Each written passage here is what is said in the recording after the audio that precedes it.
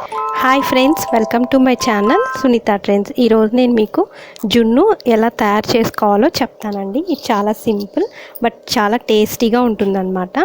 So ఇక్కడ నేను 3 glasses జున్ను పాలు తీసుకున్నానండి. ఫస్ట్ డే అనమాట. సో అలానే బెల్లం ఒక 1.5 కప్ తీసుకున్నాను.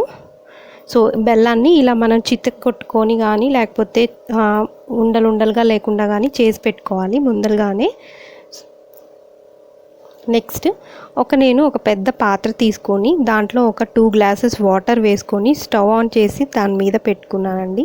ఈ వాటర్ మనం కొంచెం బాయిల్ చేసుకోవాలన్నమాట. సో నేను ఇప్పుడు చేసే జున్ను ఆవిరి మీద ఉడికిచ్చి చేస్తానండి. సో కేక్ లాగా వస్తుందన్నమాట. ఇది ఒక పద్ధతి. జస్ట్ నార్మల్గా విరగొట్టి కూడా చేసుకోవచ్చు. సో నెక్స్ట్ నేను ఒక గిన్నె తీసుకొని ఆ గిన్నెలో ఈ జున్ను పాలు వేసుకున్నాను. 3 గ్లాసెస్ జున్ను పాలకి 1 గ్లాస్ నార్మల్ మిల్క్ యాడ్ చేశాను. సో ఇలా వేసుకుంటేనే మనకి టేస్టీగా బాగా వస్తుందండి, స్మూత్గా. మనం మామూలు పాలు యాడ్ చేయకపోతే ఏమవుతుందంటే గట్టిగా అవుతుందన్నమాట. దాంట్లో ఇందాక తరుక్కున్న బెల్లాన్ని వేసేస్తున్నాను. సో ఈ బెల్లం మనం స్వీట్నెస్కి తగ్గట్టుగా తీసుకోండి. 1.5 కప్ అయితే ఎగ్జాక్ట్గా సరిపోతుంది. అలానే 1 టీ స్పూన్ మిరియాల పొడి కూడా యాడ్ చేసుకోవాలి. మిరియాలు వేయడం వల్ల మంచి టేస్ట్ వస్తుందండి. అలానే హెల్త్కి కూడా చాలా మంచిదన్నమాట. సో చిన్న ఉండలుగా ఉన్న బెల్లాన్ని కూడా మనం ఇలా చేయి పెట్టేసి మెత్తగా కొంచెం నలిపేసుకుంటే కరిగిపోతుంది అన్నమాట. సో అలా గడ్డలు ఏమీ లేకుండా మనం మెత్తగా చేసేసుకోవాలి. మీ దగ్గర ఏమైనా బ్లెండర్ ఉంటే ఆ బ్లెండర్లో అయినా వేసుకొని చేసుకోవచ్చు, కానీ ఇలా మనం జస్ట్ నార్మల్గా చేస్తే సరిపోతుందండి. సో మిరియాలు అనేది కంపల్సరీగా వేసుకోవాలన్నమాట. సో అది దాంతో మనకి ఎక్స్ట్రా టేస్ట్ అనేది యాడ్ అవుతుంది. సో ఇప్పుడు నేను ఆల్రెడీ పెట్టుకున్న పెద్ద గిన్నెలో వాటర్ బాయిల్ అయినాయండి. సో ఇప్పుడు నేను ఆవిరి మీద దీన్ని ఉడికించుకుంటున్నాను. సో యాజ్ టీజ్గా గిన్నె ఏదైతే జున్ను పాలు కలుపుకున్నానో దాన్ని నేను ఆ వాటర్లో పెట్టేసుకొని ఒక లిడ్ తోటి కవర్ చేసేసి దీన్ని ఇప్పుడు ఒక 10 మినిట్స్ మనం ఉడికించుకుందాము. సో 10 మినిట్స్ సరిపోతుందండి. సో మీడియం ఫ్లేమ్లో పెట్టుకొని 10 మినిట్స్ బాయిల్ చేసుకుందాము. ఇది పర్ఫెక్ట్గా కుక్ అయిపోతుంది. సో ఇప్పుడు చూసారు కదా, ఇది కుక్ అయిపోయింది. సో మీకు ఆప్షన్ అండి, మీకు కావాలంటే జీడిపప్పు వేసుకోవచ్చు, లేకపోతే లేదు. పిల్లలైతే జీడిపప్పు వేస్తే చాలా ఇష్టంగా తింటారనమాట.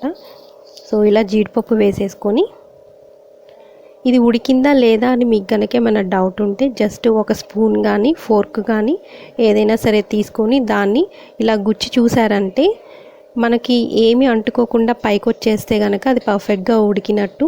ఒకవేళ అంటుకుంటే కనుక ఇంకొంచెం ఒక 2 minutes or 3 minutes extra cook చేసుకుంటే సరిపోతుందన్నమాట. సో దీన్ని ఇప్పుడు మనం ఒక 10 మినిట్స్ కూల్ చేసుకుందాము. కూల్ చేసుకుంటే ఏమవుతుంది, పర్ఫెక్ట్గా ఆ షేప్, రౌండ్ షేప్ అనేది ఎగ్జాక్ట్గా మనకు అలానే వస్తుందన్నమాట. సో 10 మినిట్స్ కూల్ చేసుకున్న తర్వాత సైడ్ ఎడ్జెస్ అన్నిటిని మనం నైఫ్ తోటి కొంచెం రౌండ్గా గీసేసామనుకోండి పర్ఫెక్ట్గా వస్తుంది. ఇప్పుడు ఇది కూల్ అయిపోయింది. నేను సైడ్ ఎడ్జెస్ని కూడా చాక్ తోటి శుభ్రంగా గీసాను. సో ఇలా ట్యాప్ చేసేసారంటే బార్లు ఇచ్చి చూసారు కదా, అలా పడిపోతుందన్నమాట.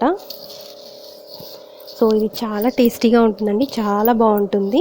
సో ఈ సీజన్లో మనకి బాగా ఎక్కువగా అవైలబుల్ అవుతుందన్నమాట. సో చూసారు, ఇది నేను మళ్ళీ రిటర్న్ ఫోల్డ్ చేసుకుంటే ఆ పెప్పర్, జీడిపప్పు అన్నీ అలానే ఉన్నాయండి. సో దీన్ని మనం కట్ చేసుకోవచ్చు మనకి ఇష్టమైన షేప్లో. సో చాలా కేక్ అయితే ఎలా ఉంటుందో అలా చాలా పర్ఫెక్ట్గా నీట్గా స్లైసెస్ వస్తాయన్నమాట.